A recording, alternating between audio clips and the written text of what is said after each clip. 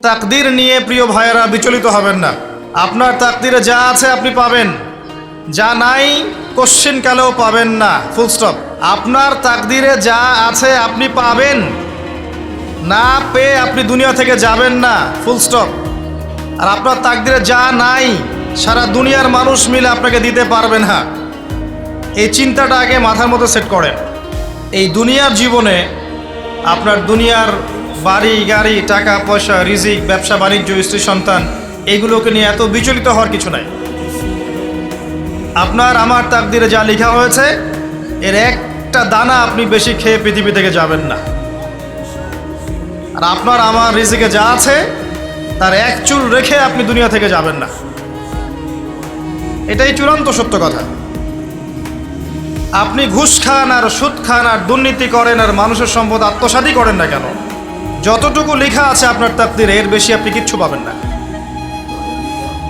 আর আপনি হালালে থাকার জন্য যতই কষ্ট করেন, হালালে আছেন, সবজি বিক্রি করে খাচ্ছেন, আপনি ছোটোখাটো ব্যবসা করছেন, মানুষ আপনাকে দাম দেয় না, আন্ডার এস্টিমেট করে, গরিব বলে, ফকির মিসকিন বলে, কিন্তু আপনার তাকদিরে যা আছে আপনি সেটাই পাবেন, এর বেশি আপনি কিচ্ছু পাবেন। হুয়াল আউয়ালু ওয়াল আখির, আল্লাহ পাক প্রথম এবং আল্লাহই শেষ।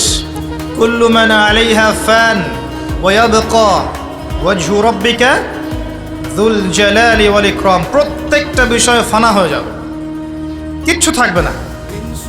এখন আপনি পৃথিবীতে যা দেখছেন এগুলোর কিছুই থাকবে না। প্রত্যেক মানুষ, প্রত্যেকটা জিন, প্রত্যেক উদ্ভিদ, প্রত্যেক এই প্রাণী, আকাশ, মহাবিশ্ব, গ্রহ নক্ষত্র, চন্দ্র সূর্য, সমুদ্র, পাহাড় পর্বত, বিশ্বনেতা, রাষ্ট্রনেতা, সমাজ নেতা, পরিবারের কর্তা, অর্থনৈতিক নেতা, সবাই মারা যাবে, সবাই শেষ হয়ে যাবে, কিচ্ছু থাকবে না। এই বিষয়টা আগে ভালো করে হজম করতে হবে যে আমরা এখানে থাকতে আসিনি, আমরা এই দুনিয়ায় থাকতে আসিনি, আমরা এখানে এসেছি চলে যেতে। যার মনের মধ্যে এই কনসেপ্ট থাকে সে কখনো আল্লাহ পাকের বিদ্রোহী হতে পারে না, সে কখনো আল্লাহ দ্রোহিতা করতে পারে না, কুফরি করতে পারে না, শিরক করতে পারে না, আল্লাহর অবাধ্য হতে পারে না। যার মনের মধ্যে এই চিন্তা বদ্ধমূল যে আমি এখানে থাকতে আসিনি, আমি এখানে মুসাফিরের মতো এসেছি, গাছের ছায়া বিশ্রাম নিচ্ছি, বিশ্রাম নিয়ে শেষ হবে চলে যাব। যারাই আল্লাহ দ্রোহিতায় লিপ্ত হচ্ছে, শিরিক করছে, বেদাত করছে, হারাম খাচ্ছে, ঘুষ খাচ্ছে, সুদ খাচ্ছে, জেনা করছে, আল্লাহ দ্রোহিতা করছে, আল্লাহর বিধানকে অস্বীকার করছে, তারা ইনডাইরেক্টলি ধরে নিয়েছে যে তারা মনে হয় পৃথিবীতে চিরকাল থাকবে। কারণ যদি কিয়ামতের মাঠের কথা তাদের স্মরণ থাকতো তারা কখনোই কাজগুলো করতে পারতো না, পারতো? এবার আসেন, আল্লাহ পাক কলম সৃষ্টি করে তাকদির লিখেছেন, অতএব তাকদির নিয়ে প্রিয় ভাইয়েরা বিচলিত হবেন না। আপনার তাকদিরে যা আছে আপনি পাবেন, যা নাই কোশ্চিনকালেও পাবেন না, ফুল স্টপ। আপনার তাকদিরে যা আছে আপনি পাবেন, না পেয়ে আপনি দুনিয়া থেকে যাবেন না, ফুল স্টপ। আর আপনার তাকদিরে যা নাই সারা দুনিয়ার মানুষ মিলে আপনাকে দিতে পারবেন না। এই চিন্তাটা আগে মাথার মধ্যে সেট করেন। এই চিন্তা যার মধ্যে ইনস্টল করা আছে সে আত্মহত্যা করে না কখনো, সে হতাশ হয় না কখনো, সে ভয় পায় না, আল্লাহর পরে চলতে গিয়ে পিছু পা হয় না, সে জালেমের সামনে মাথা নত করে না। যার মাথায় এই চিন্তা আছে যে আল্লাহ যা লিখেছেন এটা হবে, যা লিখেন নাই সারা দুনিয়ার মানুষ মিলে সেটা হবে না, সিম্পল। এর মধ্যে আল্লাহ পাক পরীক্ষায় ফেলবে, ওই বিষয়টা ডিফারেন্ট। আমি অবশ্যই তোমাদেরকে পরীক্ষা করব ভয় দিয়ে, ক্ষুধা দিয়ে, সন্তানের ইন্তেকাল দিয়ে, ফসলের ক্ষতি দিয়ে, সম্পদের ক্ষতি দিয়ে আমি পরীক্ষা করব। কিন্তু যারা সবর করবে এবং যারা এই কনসেপ্ট রাখবে ইন্না লিল্লাহি ওয়া ইন্না ইলাইহি রাজিউন, এদেরকে আল্লাহ পাক প্রশংসা করেছেন, ইনশাআল্লাহ এরা সফল হবে। আল্লাহ পাক তাকদির লিখে ফেলেছেন, তাকদির নিয়ে টেনশন করবেন না, রিজিক নিয়ে টেনশন করবেন না। এখনকার যুব সমাজের সবচেয়ে বড় টেনশন রিজিক। একটা জব, একটা ভালো জব, একটা ভালো ব্যবসা, সে সিকিউরড লাইফ চাচ্ছে। রিজিক নিয়ে চিন্তা করবেন না। আপনার কাছে যে রিজিক আছে এটা আপনার কাছে আসবেই ইনশাআল্লাহ। হয়তো সময় লাগছে কিন্তু আপনার কাছে আসবে ইনশাআল্লাহ তাআলা। আপনি হালালের উপর থাকবেন, ন্যায়ের উপর থাকবেন। আপনি অন্যায় পথে রিজিক সার্চ করবেন না। আপনার তাকদিরে যে রিজিক আছে আপনার কাছে আসবে ইনশাআল্লাহ। এবার আসেন, আল্লাহ পাক এরপরে সৃষ্টি করেছেন মহাবিশ্ব, এই পুরো মহাবিশ্ব। তাকদির লিখার পরে মহাবিশ্ব কয় দিনে? ফি সিত্তাতি আইয়াম, 6 দিনে। মাত্র 6 দিনে আল্লাহ পাক পুরো মহাবিশ্ব সৃষ্টি করেছেন।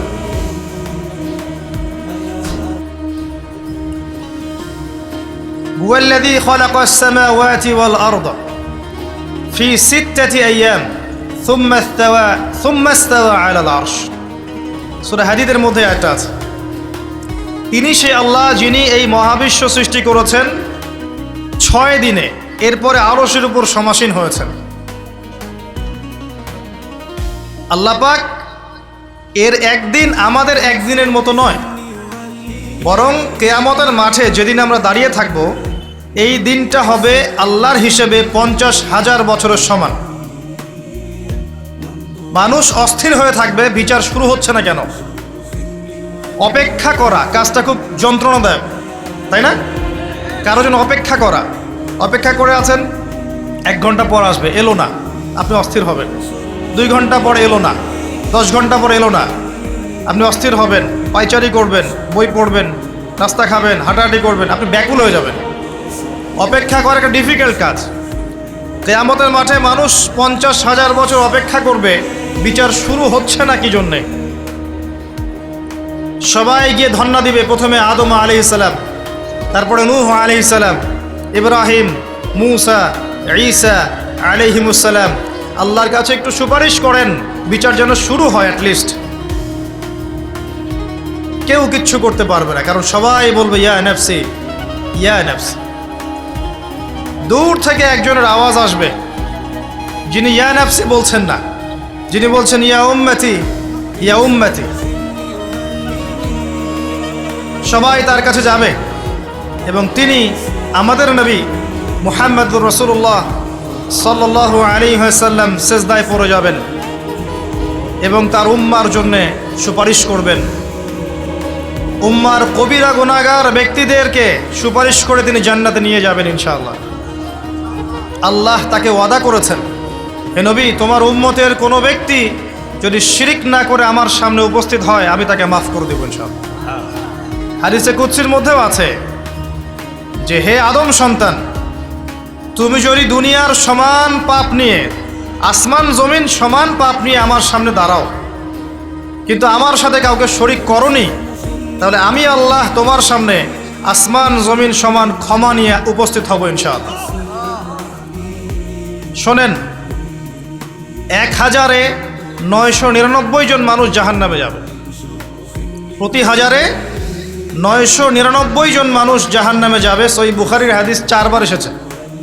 এখানে ইকুয়েশনটা এমন না যে ম্যাথামেটিক্যালি ক্যালকুলেট করতে হবে, এমন নয়। এটা দিয়ে আধিক্য বোঝানো হচ্ছে, বেশিরভাগই জাহান্নামে যাবে। এই কথা আল্লাহ পাক কিন্তু সূরা আরাফের মধ্যেও বলেছেন 179 নম্বর আয়াতে, ওয়ালাকাদ যারা'না লিজাহান্নামা কাসীরাম মিনাল জিন্নি ওয়াল ইনস। একই বিষয়ে কোরআন হাদিস পরস্পর মিলে যায়। এখানে একটা বিষয় বুঝতে হবে, আল্লাহ পাক বলেছেন সূরা নিসার মধ্যে, ইন্নাল্লাহা লা ইয়াগফিরু আন ইউশরাকা বিহি ওয়া ইয়াগফিরু মা দুনা যালিকা লিমান ইয়াশা। আল্লাহ পাক তার সাথে শিরকের গুনাহ মাফ করবেন না, এছাড়া যে কোনো গুনাহ আল্লাহ পাক যাকে ইচ্ছা মাফ করতে পারেন।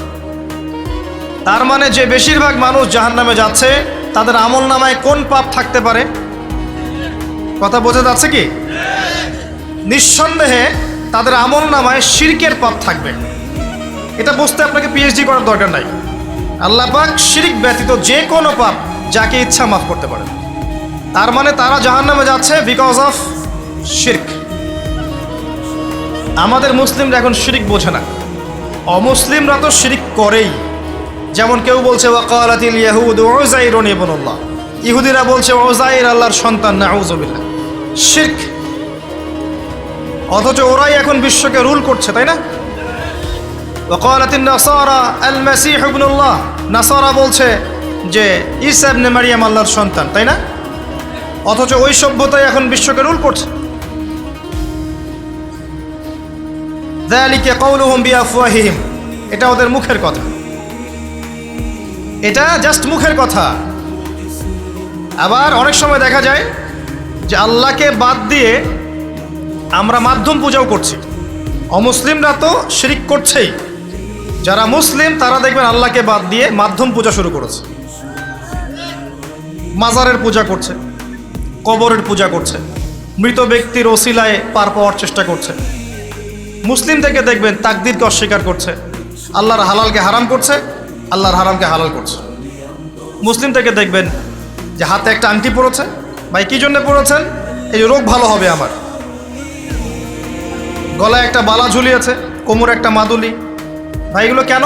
যে এগুলোতে রোগ ভালো হবে। মুসলিমদের কথা বলছি, অমুসলিমদের কথা বাদ দেন। যারা বলছে আল্লাহর সন্তান আছে, ওদের কথা তো বলার দরকার নেই আমাদের, কারণ এগুলো স্পষ্ট শিরক। তবে এতটুকু বলি যে 25শে ডিসেম্বরে যারা বলেছে মেরি ক্রিসমাস, বলেছে না? 25শে ডিসেম্বর যারা বলেছে মেরি ক্রিসমাস, মুসলিমদের মধ্যে এরা স্বীকার করে নিয়েছে যে ওই দিন আল্লাহ রাব্বুল আলামিন ঈসা আলাইহিস সালামকে জন্ম দিয়েছেন। নাউযুবিল্লাহ, নাউযুবিল্লাহ মিন যালিক। আর এটা এত বড় একটা কথা, এই কথা যদি আসমান জমিন আর পাহাড় শুনে রিয়্যাক্ট করতে পারতো, থরথর করে কেঁপে ভেঙে যেত এরা। সূরা মারিয়ামের শেষের দিকে পড়ে দেখেন, وقالوا اتخذ الرحمن ولدا لقد جئتم شيئا إدا تكاد السماوات والأرض يتفطرن منه وتنشق الأرض وتخر الجبال هدا। পরেন অর্থটা, আসমান জমিন পাহাড় যদি এই কথা শুনে রিয়্যাক্ট করতে পারতো, এরা চৌচির হয়ে যেত। এত বড় একটা কথা বলেছো তোমরা, ঈসা আলাইহিস সালামকে আল্লাহ পাক জন্ম দিয়েছেন, নাউযুবিল্লাহ। তো এরা তো শিরক করছেই। মুসলিমরাও দেখবেন এই যেগুলো বললাম, আল্লাহকে বাদ দিয়ে অন্যের কাছে দোয়া করছে, আল্লাহকে বাদ দিয়ে অন্যকে সেজদা করছে, আল্লাহকে বাদ দিয়ে অন্যের কাছে নজর মানত করছে, আল্লাহকে বাদ দিয়ে অন্যের জন্য জবাই করছে, আল্লাহর তাকদীরকে অস্বীকার করছে, আল্লাহর হালালকে হারাম করে নিচ্ছে, আল্লাহর হারামকে হালাল করে নিচ্ছে। দেখবেন মুসলিমরা করছে। এবার মুসলিম জেনারেশন, এমন একটা প্রজন্ম বের হয়েছে এখন, ইয়াং জেনারেশনের, তারা বলছে যে এই মহাবিশ্ব বিগ ব্যাং থেকে সৃষ্টি হয়েছে, আল্লাহ বলতে কিছু নাই।